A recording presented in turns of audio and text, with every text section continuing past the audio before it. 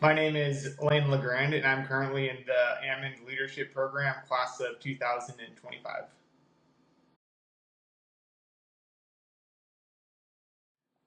I'm currently a high value crop specialist with John Deere. My role is to support John Deere dealerships in the western United States to promote John Deere equipment and adopt technology in the orchard, vineyard, and bedded crop space.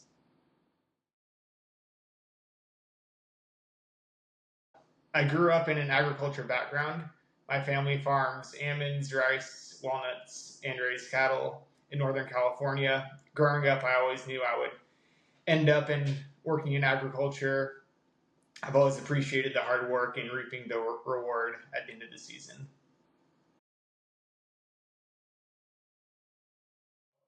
Off the record and payroll, my first job in the almond industry was cutting plastic straws for my dad when we first planted our orchard, our very first orchard. We used those straws to place where the trees were going to go. So that was my first official job. And after that, from junior high, high school, college, and even now, when I have free time, I help on the family operation, whether that's spraying or during harvest. So I attended Fresno State from 2015 to 2019. I started off as a plant science major, hoping to become a PCA once I graduated. However, once I got there, I learned more about the ag business program and saw that you took classes in different departments and almost sectors of agriculture. So once I learned about that, I knew that just helped me become more well-rounded. So I switched majors to ag business. A piece of advice I would give to someone new to the almond industry would be open to change and be ready to adapt. This industry is forever changing. I mean, who would have thought of almond milk being a product when almonds first came to market? So just be open to concepts and different changes. When I learned about the Almond Leadership Program, I saw that as a crack in the door for me to get my foot more into the almond industry.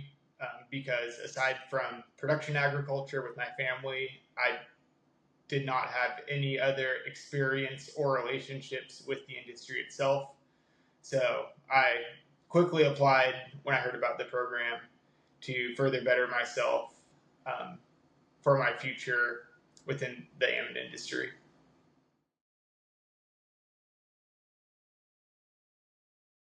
An influential figure in my life would have to be my dad. Not only did he get me into agriculture, but he constantly pushes me to better myself and always be looking ahead. He's a farmer, so not only is he involved with production agriculture 24/7, but he also puts a huge emphasis on the business and relationship building as well. He's the one who taught me that strong connections and relationships are just as important as a strong work ethic.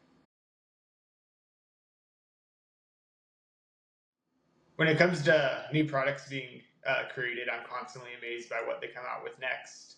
I have a bit of a sweet tooth, so I would have to say any new almond treat that comes out got to be towards the top of the list. And then aside from the almond product itself, more of the byproducts also interest me. I went to Fresno State, which is huge with dairy research, and then I also lived on a dairy post college with a friend.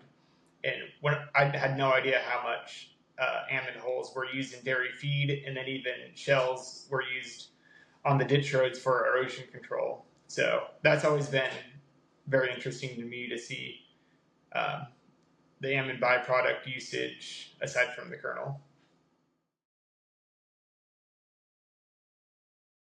I'm a pretty simple guy, so I would have to say eating almonds straight off the tree is the best way to enjoy them.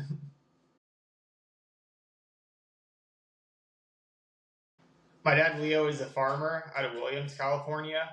Him and my two uncles farm almonds, rice, walnuts, and raise cows.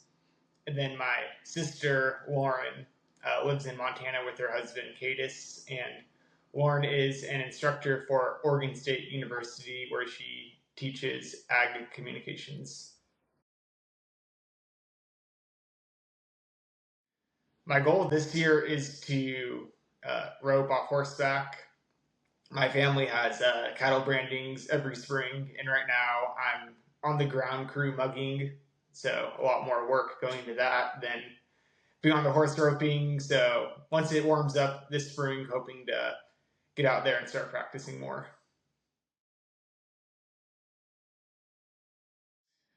My job handles majority of my domestic travel, so if I could travel anywhere, I would say Switzerland. I love the outdoors, so hiking or skiing the Alps would just be incredible.